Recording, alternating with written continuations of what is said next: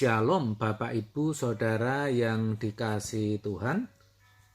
Seri pengajaran hari ini Jumat 6 Agustus 2021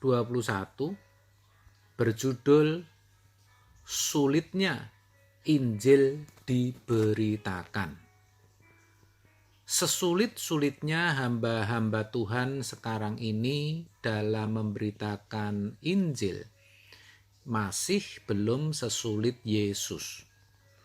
Jelas kok, dari banyak kisah yang ditulis Alkitab, kita tahu betapa sulitnya Yesus memberitakan Injil kerajaan surga. Banyak kali ia harus menghadapi penolakan-penolakan. Ada yang mengusirnya, ada yang menyesat-nyesatkannya, juga ada yang hendak membunuhnya. Banyak cara Yesus sudah lakukan, termasuk dengan melakukan berbagai mujizat dan tanda heran, yang mana semuanya itu juga belum benar-benar bisa membuat Yesus diterima pada waktu itu. Salah satu kisah yang menarik adalah ketika Yesus menyembuhkan 2 orang yang kerasukan setan, di mana dikatakan orang itu sangat berbahaya.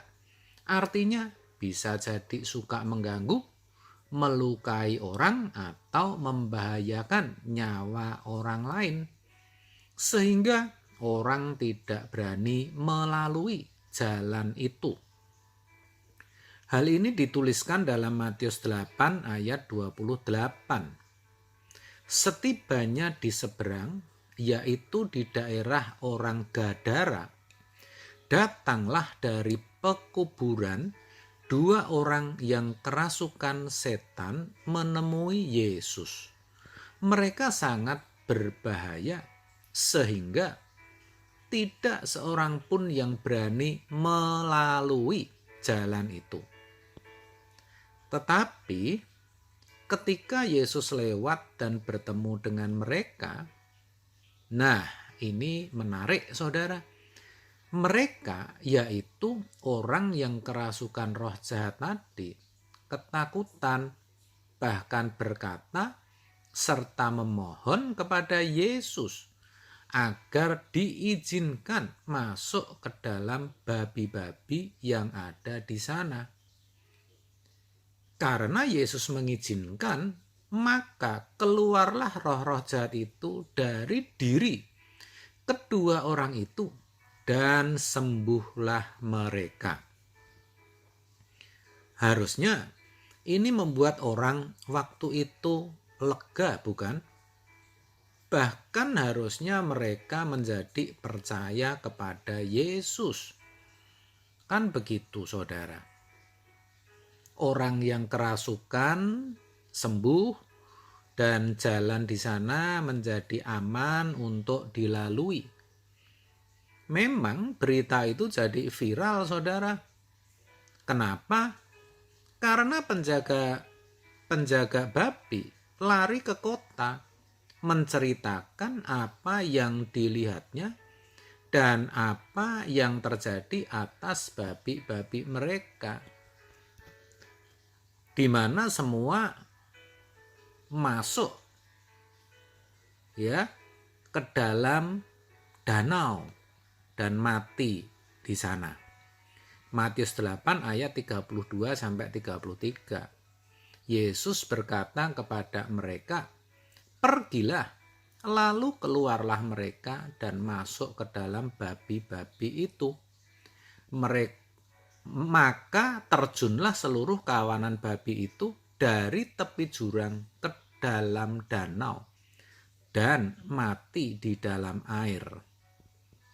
Maka larilah penjaga-penjaga babi itu, dan setibanya di kota, diceritakannyalah segala sesuatu, juga tentang orang-orang yang kerasukan setan itu. sangat jelas bahwa Yesus telah membuat tanda heran. Yesus telah menunjukkan siapa sesungguhnya dirinya. Harusnya sekali lagi itu membuat mereka percaya dan menerimanya. Tetapi saudara, tahu tidak? Faktanya mereka tetap menolak. Bahkan mendesak Yesus meninggalkan daerah mereka. Itu ditulis di ayat 34. Maka keluarlah seluruh kota mendapatkan Yesus, dan setelah mereka berjumpa dengan Dia, mereka pun mendesak supaya Ia, yaitu Yesus, meninggalkan daerah mereka. Aneh ya saudara, bukannya bertemu Yesus sukacita, tetapi mendesak supaya meninggalkan daerah mereka. Jadi betapa sulitnya Yesus memberitakan Injil ketika itu. Sekarang pun sama saudara.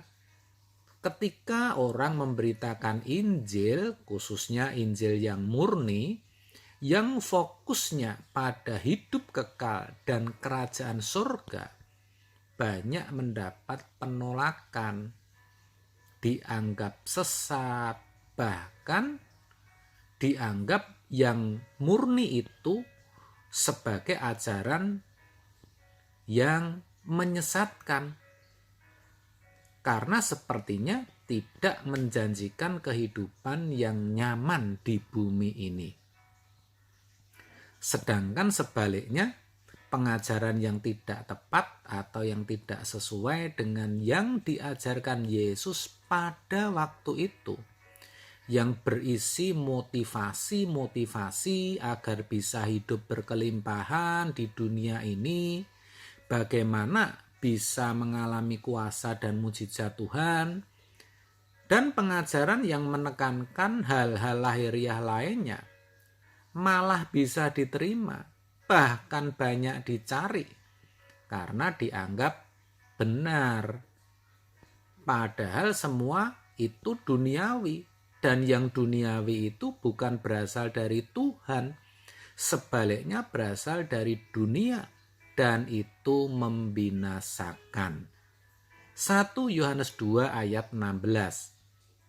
Sebab semua yang ada di dalam dunia, yaitu keinginan daging dan keinginan mata serta keangkuhan hidup, bukanlah berasal dari Bapa, melainkan dari dunia. Aneh bukan? Yang benar jadi salah, yang salah dianggap benar. Memang sulit saudara memberitakan Injil yang murni. Sebab itu, mari kita koreksi diri kita masing-masing. Apakah kita termasuk orang yang menerima atau menolak Injil Kerajaan Surga? Ingat saudara, jangan sampai terkecoh dengan Injil yang lain yang diberitakan oleh guru-guru palsu. Amin. Tuhan memberkati.